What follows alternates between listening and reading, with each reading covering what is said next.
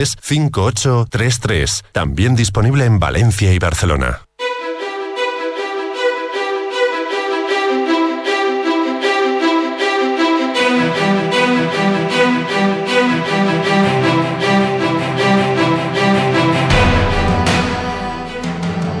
Hello, ladies and gentlemen, and welcome to Western Civilization, from Mesopotamia to Silicon Valley. On this program, I'm going to be speaking about, visitors. I'm going to be speaking about a time in the Visigoth kingdom when they called on help from North Africa. This help arrived. They won the Battle of Guadalete, and they stayed. We are talking about the Moorish invasion of 711. Now, there was a precedent. Back when Atanagildo rose up against Aquila, do you remember that Aquila had very fierce persecution against Catholics? He was an Arian. And there were many cases where the Catholics were, they were in danger of rising up. And because the demographics was against the Visigoths. I mean, there was one Visigoth for every, 200 of the Hispano-Romans, something like that. Because the demographics were against them, this was a precarious thing to do. It was a dangerous, risky thing to do. And in any case, Atanagildo, who was the military governor in Hispalis, in Sevilla, rose up against Aquila and called in the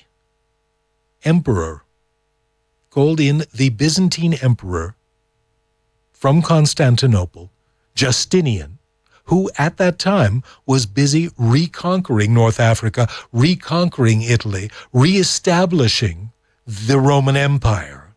Everything was going well for him, and he thought, why not?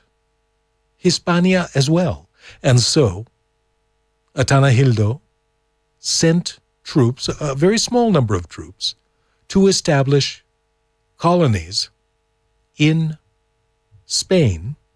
And almost immediately, they were able to take practically all of Andalusia. So yes, Atanagildo, I imagine that he thought twice about this, because his successors, other Visigothic kings, they spent years, more than a century, trying to get rid of the Byzantines again and again. You would have thought that after Recaredo converted to Catholicism and made all of Spain convert to Catholicism, you would have thought that after that, things would be easy. But no, it wasn't until Swintilla, it wasn't until the time of King Swintilla that the Byzantines finally left. King Swintilla, at least according to San Isidoro, King Swintilla was actually the first king that could be called king of all of Spain. That is precisely what he calls him. He says, Rex totium Spania, the king of all of Spain, Swintilla. However, Swintilla was extremely unpopular, and for many of the same reasons. He was maybe so successful that it all went to his head. And he started confiscating other people's lands, taking things for himself, arrogating powers that he didn't have. And it was, again, one of his own people, this time from the north, this time from Septimania, Sisinando, who took over. Now, Sisinando, because he was up north, because he was stationed up north, there on the border with the Franks, he was able to ask for Frankish help he got Frankish help in the form of Dagobert.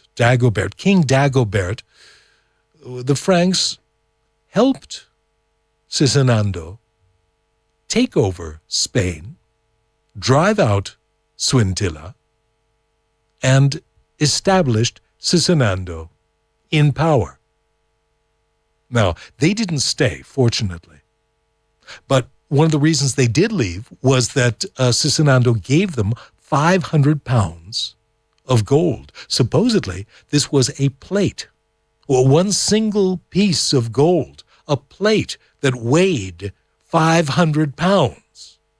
You know, that's 210 kilograms. 500 pounds of gold. Supposedly, this was the same plate that Aetius had given to Theodorus in exchange for helping defeat Attila the Hun in the Campus Catalaunicus, right? In that big battle where the Visigoths and the Roman Empire cooperated against Attila the Hun. Well, obviously there had been a reward, and this was supposed to be the same reward, the same 500 pounds of gold. With it, Dagobert established Saint-Denis. Saint-Denis, just outside of Paris. Saint-Denis, which later became the pantheon of the kings of France. When the kings died, they were buried in Saint-Denis, which, again, was built with Visigoth money. So, this set up a kind of precedent, I guess, for asking for foreign help. In one case, very bad. They stayed for a long time. In the other case, relatively good. If you had enough money, you could pay them off. Well, Bititha, not a very popular king, Bititha, who, well, he had all kinds of rebellions, all kinds of fights, like every Visigothic king. But evidently, he killed the father of Rodrigo, a man named Theodefred, blinded him and then killed him, right? Took out his eyes and then killed him. And of course, Rodrigo never forgot this cruelty, this barbarity. And I'm going to be speaking about him not on this program, but very, very soon. Pelagius, Greek name, Pelagius, a Greek name, the Greek god of the sea. Pelagius, well, his father had also been killed by Bititha. So Bititha puts his son on the throne. And evidently, this is arrogating too much power to himself. I mean, the fact is that by this time, there had been many attempts, many essays, ensayos, many essays in trying to make the succession dynastic, in trying to introduce Roman law instead of German law. In German law, the king is elected. The king has to be voted. There is a committee to name the new king. A king dies, and the committee elects the king. Now, one of the things that gave it more stability from the time of Recaredo was including clergy, including bishops, including members of the Catholic Church on that committee.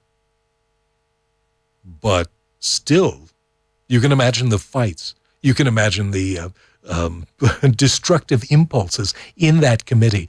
The fact is that I was talking about Sisinando. I was talking about the fact that he took power in this golpe thanks to the help of the Franks, thanks to the Frankish army. Well, he, the usurper, he convocó, he called the Fourth Council of Toledo, I think, and the Fourth Council of Toledo said that anybody who rises up against the king will be excomulgado, will be excommunicated. Anybody who rises up against the king,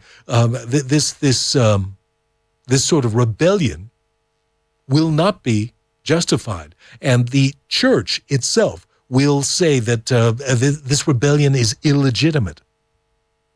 Well, of course, this became law thanks to the Fourth Council, but it was never really taken seriously. Because here you have Vititha. He puts his son on the throne, Aquila II, and Rodrigo, who is evidently the military governor of Hispales, the military governor in Sevilla, he rises up in rebellion, and he is successfully able to contain, successfully able to beat the forces of Aquila. Now, Rodrigo is up in the north doing what he and all of his predecessors did, which is to fight the Basques in a continuous state of rebellion during the entire time of the Visigothic kingdom. All of the Visigothic kings had to fight against the Basques. You can imagine. It's the eternal conflict between hill people and valley people. Valley people living prosperously from agriculture, and hill people living a very difficult life with their animals and on land that is not particularly fertile. So the valley people have and the hill people need, and so the hill people every summer descend and take away la cosecha, the harvest, from the valley people. This happens everywhere where there are hill people and valley people. And in this case, the hill people are the Basques, and the Basques in a continuous state of rebellion during the entire time of the Visigothic kingdom. Now, Rodrigo was up north doing what kings do, and all of a sudden, he hears that there are people attacking in the very south, that there are pirates, raiders coming, and that they are bringing troops. Now, of course, this sounds very bad, but it doesn't sound like the end of the world. So at least initially, he probably doesn't take this very seriously, although he does go down to the south as quickly as he possibly can. Now, in English history, we all remember that in 1069, the Vikings attacked. And so the king, Harold Hardrada, went to the north, and he was successfully able to fight the Vikings in York and defeat them. Now, almost immediately, he receives word that in the very south, the Normans have invaded. And so, in record time, he has to go from north to south and attacks the enemy really before he is fully prepared, before he has the logistical advantage, while his men are still exhausted after a forced march.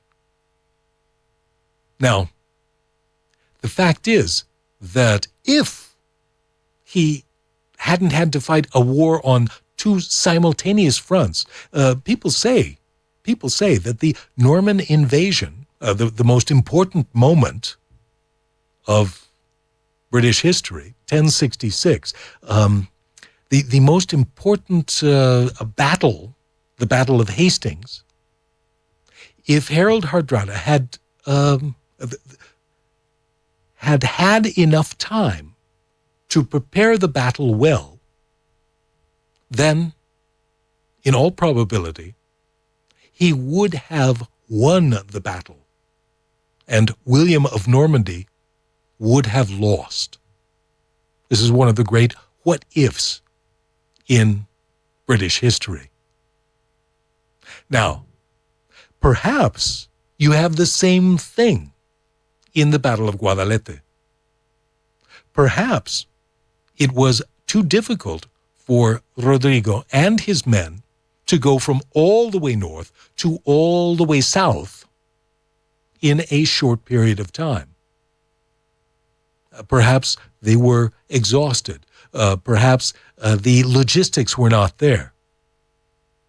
In any case, we have very, very little information, real information about this. And what we do have is a lot of stories that have accreted, stories that have just grown spontaneously, stories that have been invented, all sorts of things that people say, all sorts of things that people tell in the romancero, generation after generation. The fact is that all of these things are actually important because people believed them, because they were considered an essential part of Spanish history. All of these things, which I am going to call lore.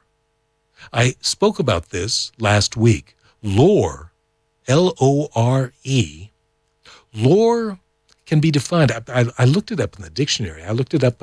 What would be the translation into Spanish? And the first thing that came out, lore, ciencia. No, absolutely not. Ciencia, science, has a hypothesis. Science, you try and demonstrate the falsity of the hypothesis. No, lore is pretty much the opposite of science. Lore is something that is apocryphal. Lore is anecdotal. Lore, you really can't prove it or disprove it quite often. But lore is what everybody knows, or everybody should know, or in the case of Spanish history, things that everybody used to know.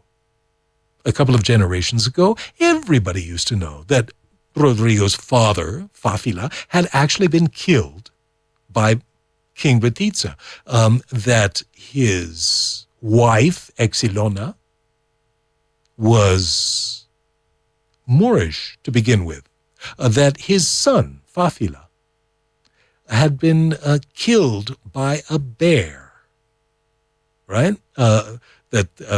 He was out hunting and a bear killed him, or at least this is the story that has come down to us. And as I say, there's no way to check the veracity.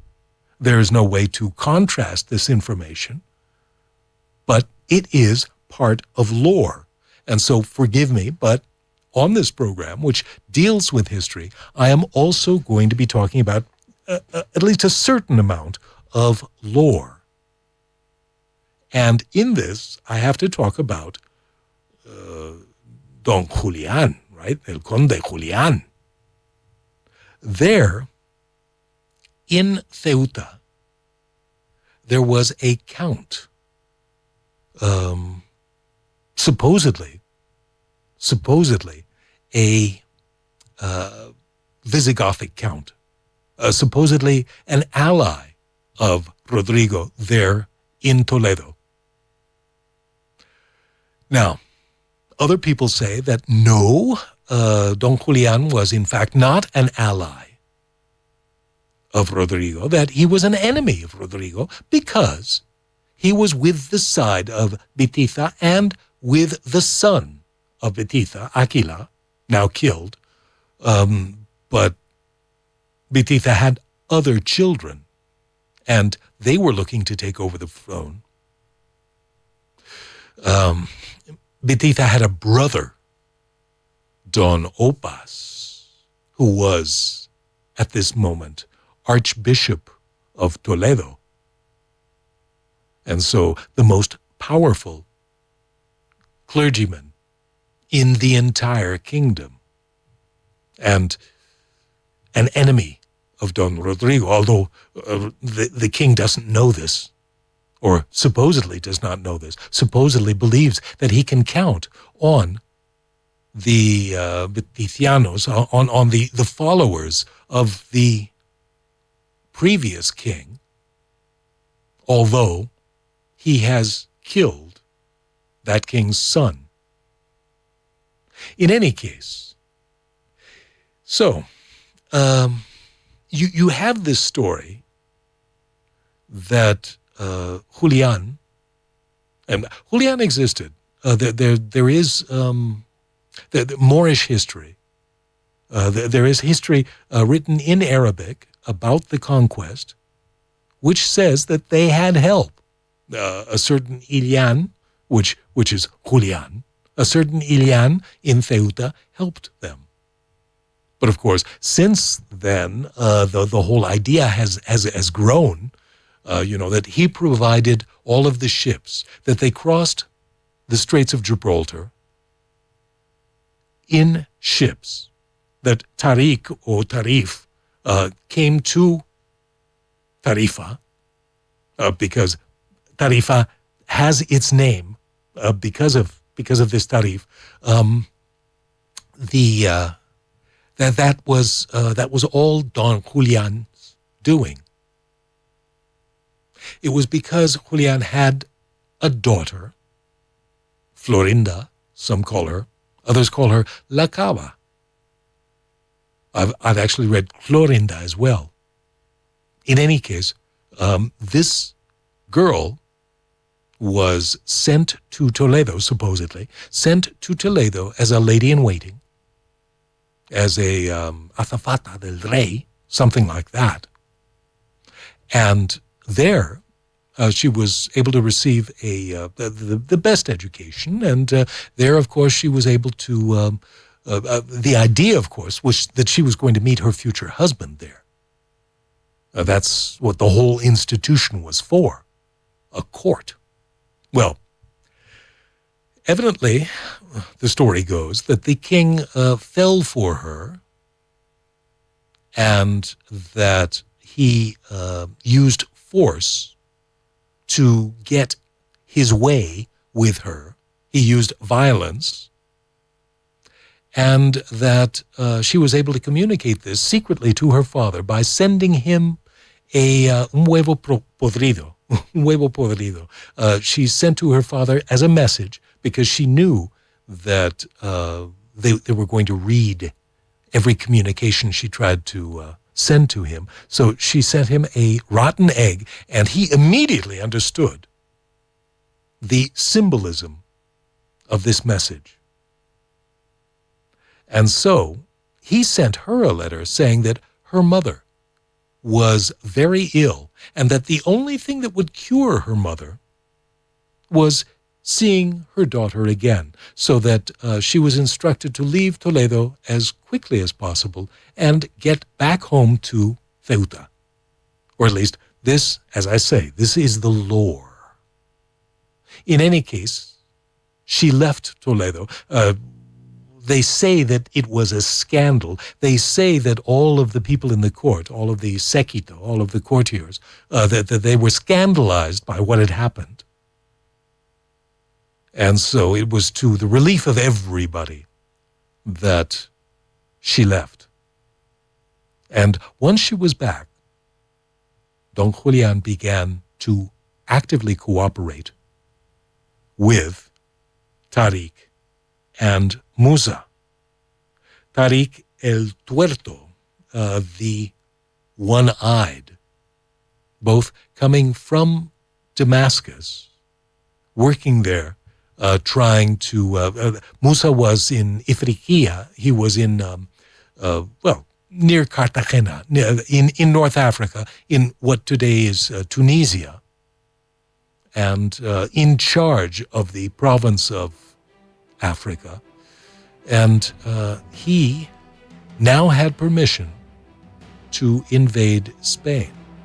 All right, I'm going to take a short break, but I'll be back in just a couple of minutes with the second part of the program.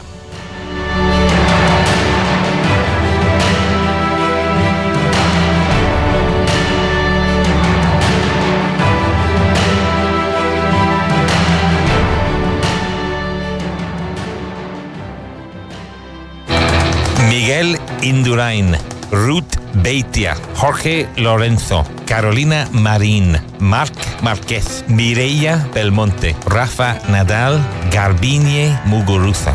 What do they have in common? They're champions. Why are they champions? Because they did not make excuses. Miguel Indurain, 5 Tour de France. Why did he win them? Because he wanted to.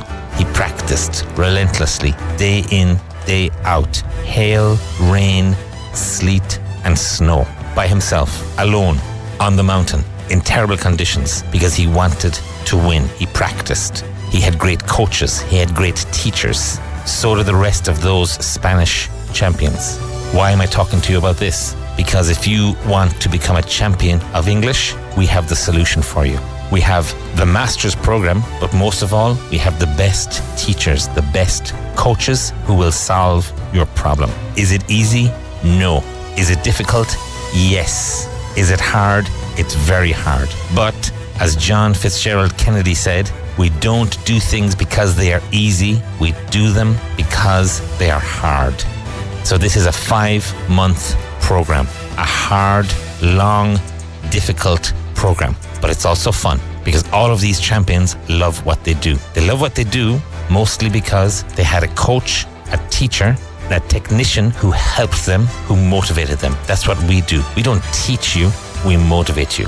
We have the best motivational teachers in Spain. If you want to avail of them, come to us. We have the best motivational coaching program for English in Spain, and it's called The Masters. So let me repeat the names. Miguel Indurain, Ruth Beitia, Jorge Lorenzo, Carolina Marín, Marc Márquez, Mireia Belmonte, Rafa Nadal, Garbiñe Muguruza. World champions, the best at what they do because they work hard and they have great motivators behind them. If you want to become a champion of English, come to Vaughan, come to Vaughan and do our master's program. Good luck. Últimos días para conseguir tu máster de inglés profesional con una oferta inigualable. Consulta condiciones en grupobaugan.com o llamando al 911335833. ¿Todavía no has hecho tu prueba de nivel? Infórmate sin compromiso. 911335833. Consulta también el Executive Master en inglés profesional disponible en Valencia, Barcelona y Madrid.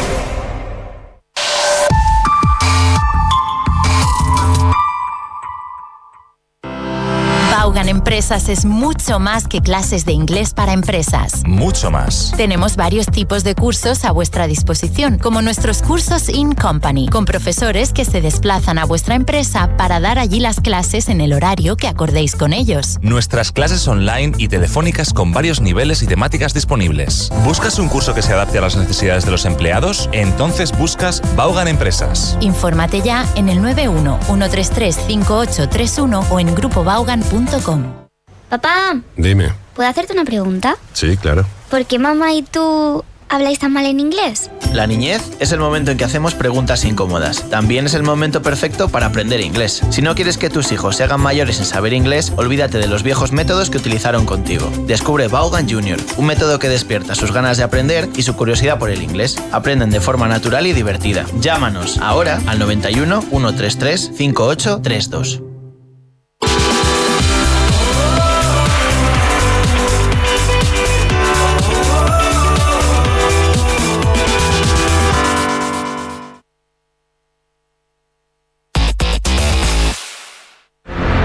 Si tu objetivo es poner en marcha un proyecto y alcanzar el éxito como líder de equipos, Richard Vaughan y Javier Fernández Aguado presentan la tercera edición del seminario Emprender y Liderar, las claves del éxito. El 17 de marzo en Áncora, Madrid, calle Trafalgar 6. Venta exclusiva online. Entra en grupobaugan.com/seminario.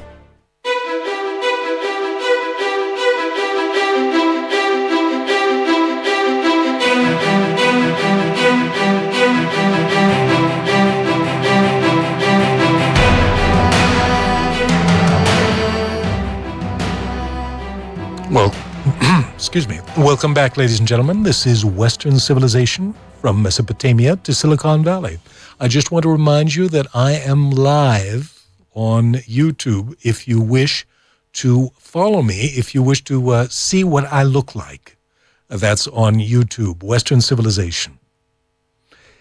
Now, on the first part of the program, I was speaking about what was happening in Spain with the consequences of calling in outsiders to help settle, liquidar, settle local disputes. In the case of Atanagildo, it was the Byzantines who stayed for more than a century. In the case of Suintila, Cesenando, it was the Franks who did not stay, but took 500 pounds of gold as their reward. So it wasn't cheap. Now, in this case, the sons of Wititha are going to call on help from North Africa. And at that time, this is 90 years after the Hijra, after Muhammad left Mecca, or was kicked out of Mecca because he was very bad for business. Mecca lived from its idols, from its polytheism, its paganism, and that was the thing that made it economically viable. And so Muhammad, preaching, as he was, predicando, preaching monotheism, this was very bad for business. And so he only found people who would listen to him outside Mecca. Later, of course, he returned. Islam began to expand. It had expanded in these 90 years over North Africa, and there you had moved the headquarters to Damascus from outside of Arabia to a Byzantine city next to the Mediterranean. And now it was going to be, some of the veterans from that move, one of them, Musa means Moses, Moises, Musa, and another veteran named Tariq or Tarif. The fact is that one of them was Arab, and the other, perhaps, something not Arab. Some people say that he was Persian. Some people say that he was North African, Bereber. In any case, Tariq was one-eyed. He could only see out of one eye. In battles that he had fought, he lost an eye. And so history knows him as El Tuerto, Tariq El Tuerto. Now, they had arrived to the Greek city of Avila, which is Ceuta, septum, number 7, just like in Arabic it's Sebta, it's the number 7. Ceuta means 7. In any case, in this place, which historians would like to tell us that belonged to Byzantium at the time. North Africa. They had taken North Africa from the Byzantines, and Ceuta evidently belonged to the Byzantines at this time. But in any case, the idea is that the commander there, Julian, well, at least in Spanish history, is a Visigoth. And as I mentioned in the first part of the program, Julian is very angry at the king, at Rodrigo, for what happened to his daughter in Toledo. And so at this point, he is willing to cooperate. Now, this big move that they are planning on the Iberian Peninsula, and of course they're not going to stop there. As soon as possible, they are going to take over Europe. This is the idea. Infinite expansion of Islam until the entire world is part of the faithful, los fieles, right? The Ummah. Now, from there, by the way, Tarifa, that's one of the geographical terms, one of the toponyms that Spain has from this man. The other would be Gibraltar, because Tarif and Gibral is the word for hill, for mountain. Jibal Tariq, Gibraltar. Evidently, on the other side of the Straits of Gibraltar, there's a mountain named for Musa as well. So this pair, who cooperates at least initially, but in the end, they fall out. They start hating each other. They become bitter rivals, Tariq and Musa. In any case, their names are perpetuated in these two mountains. So, and they say also that because the port of Tarifa was so important in Muslim times, that this is where we get the word tariff. Our word Tarifa, tariff, comes from the town of Tarifa. Or at least this is one possible etymological origin of that word.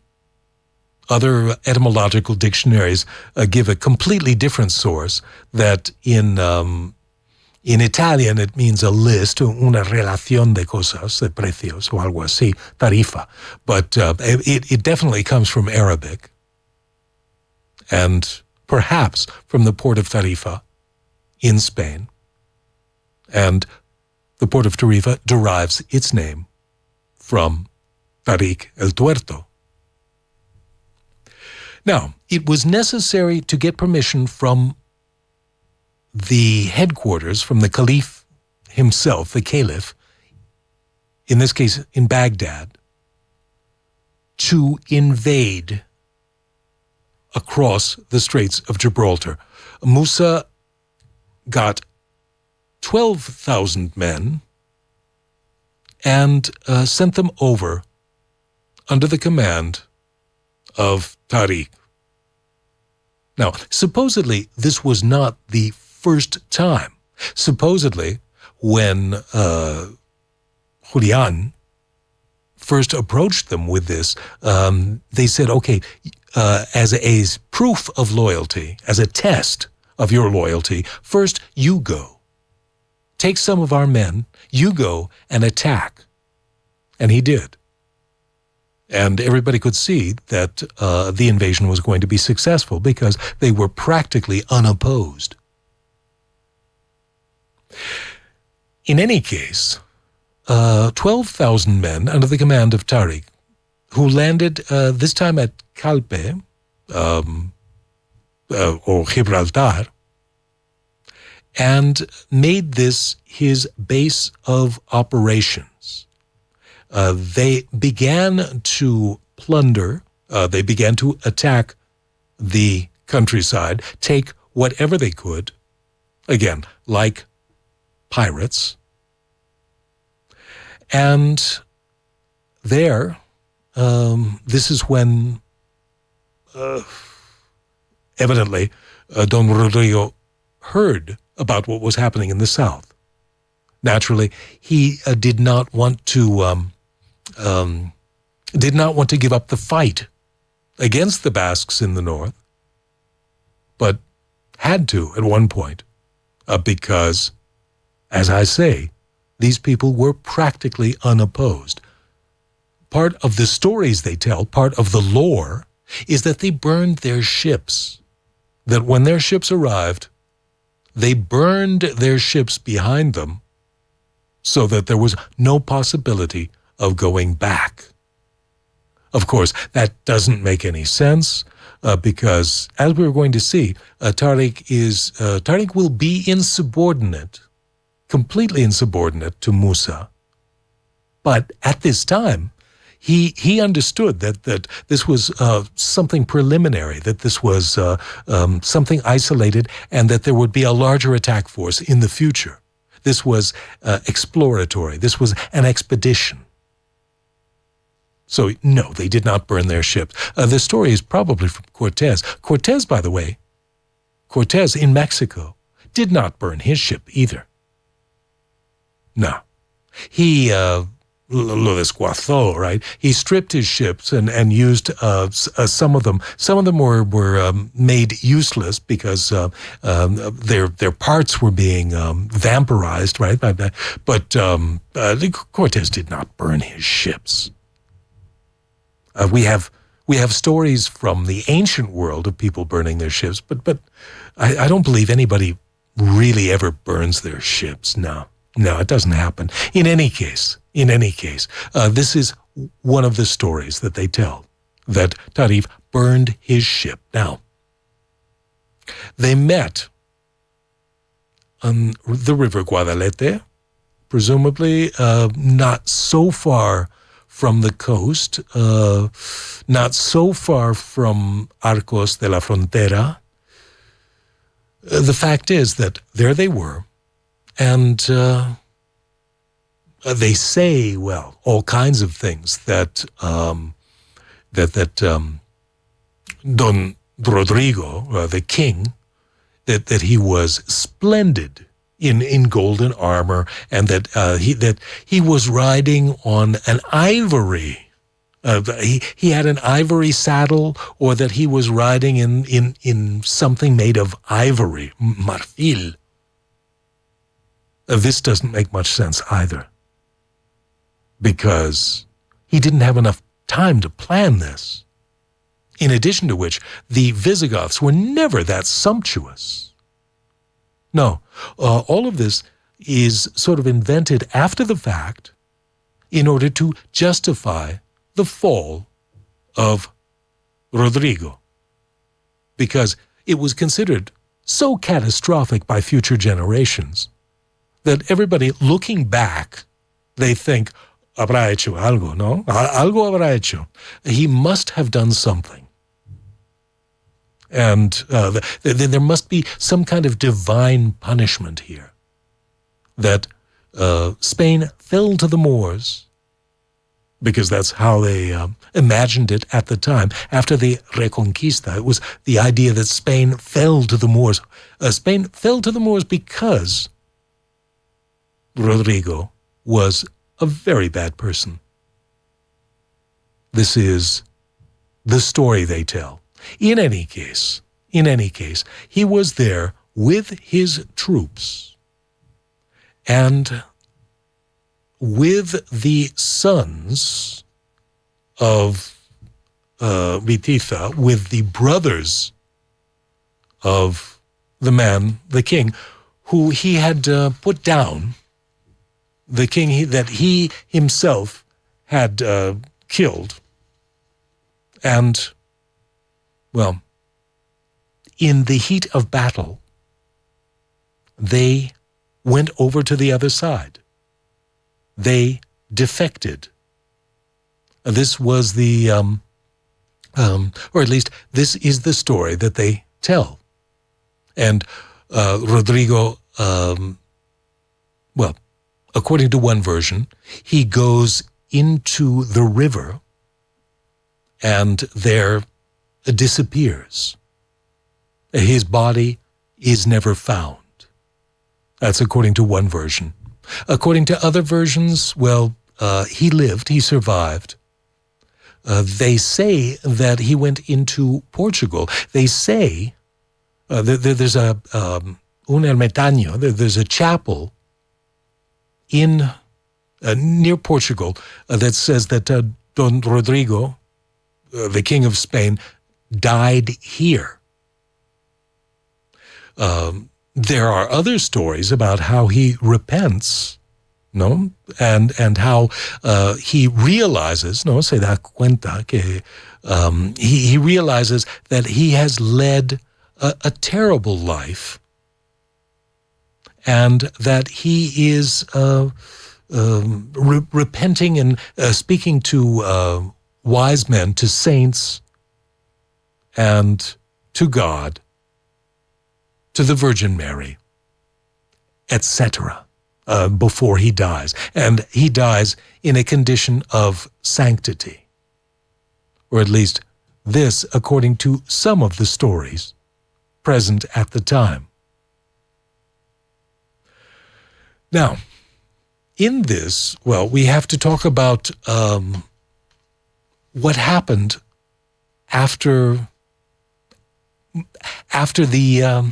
it was over. After it was over, Tariq went back and, he chased the survivors through Andalusia. He went all the way back to Toledo. And Toledo, by the way, Toledo capitulated without a fight. Tariq, again, of humble origin, so that he did not have a powerful family to protect him. A very ambitious man, a warrior, somebody who had seen a lot of battle. As I say, they call him El Tuerto. He had lost his eye in battle. And the fact is that when, again, this supposedly it happened on Sunday, the 19th of July of the year 711, supposedly, again, the Don Rodrigo's horse was named Aurelia, and at the last minute, Don Opas and the sons of Vititha run and join the enemy, and there they become part of the enemy. There they are rewarded. They and Don Julian rewarded with 3,000 properties, latifundi, 3,000 properties given to them for their treason. As I say, Toledo later offers itself with no resistance, because the Moors are still considered liberators, because this is considered cooperation with the side of Vititha, and so all of the pro-Vititha faction is going to welcome these people. In many, many places, there was no resistance whatsoever. In others, we have stories of one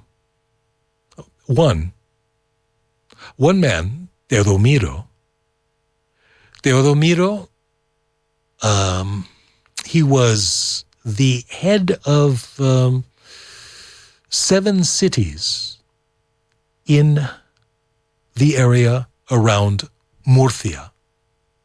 And these 7 cities, the number one, the biggest of which was Orihuela, and there, well, they were going to attack him. He came out, and they believed that there was going to be no resistance. But when they arrived to Orihuela, they saw that the place that they believed was going to be deserted was filled with armed men at the parapets, and that they were perfectly capable of staying out a siege, un asedio. Now, because time was essential, there wasn't enough time for a siege, and so they were very surprised when the gate opened and someone came out to negotiate. Now, the person who came out said, "Yes, I am speaking for Teodomiro, and all I want is to live in peace. I will pay tribute, and we will not resist you." And this was considered good. It was considered expedient. And so Tariq signed this agreement, and we have this agreement. We have the capitulation, the treaty of Teodomiro, signed in Arabic and in Latin.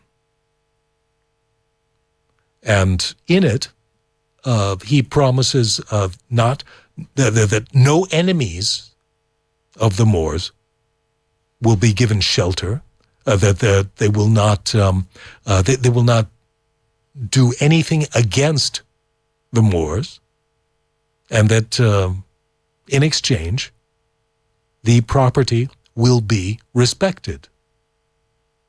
And so, yes, from that moment on, Teodomiro was called Tudmir, and they set out a military district. At the time, they were dividing Andalusia up into military districts called coras, and so the Cora de Tudmir, basically what is Murcia and part of Alicante today,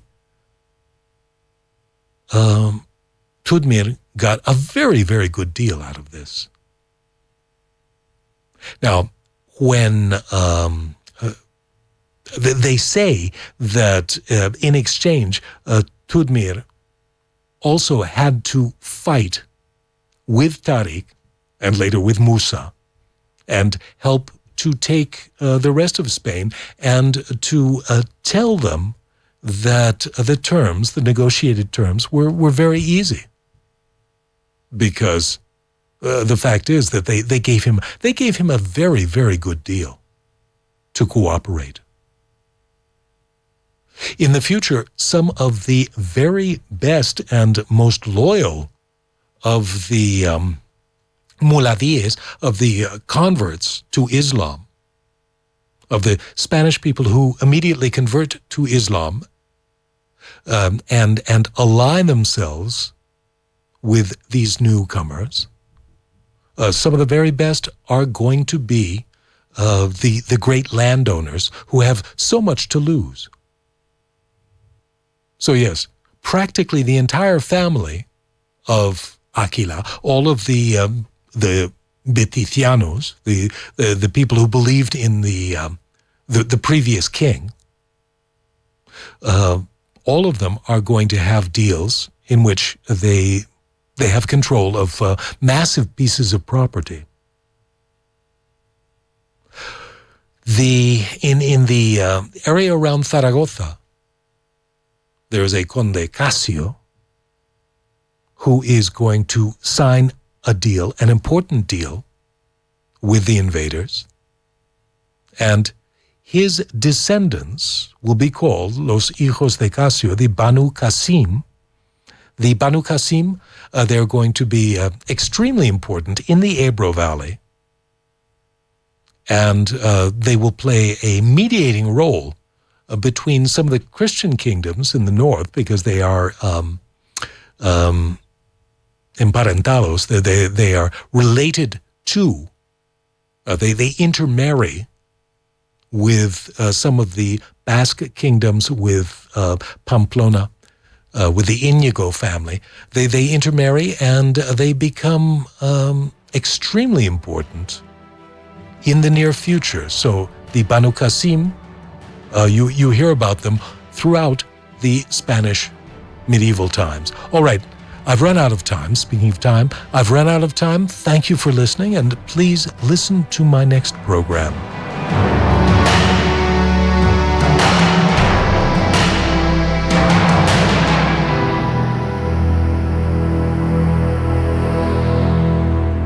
Oye, Carolina, para despedirme en el correo, ¿cómo es un saludo? ¿Cómo se dice un saludo en inglés? A ver, no es un correo muy informal. Pon regards y ya está. ¿Cómo? ¿Regards? Ay, madre, me tengo que poner las pilas con el inglés, ¿eh? Mira, de verdad, llevas desde que te conozco diciendo que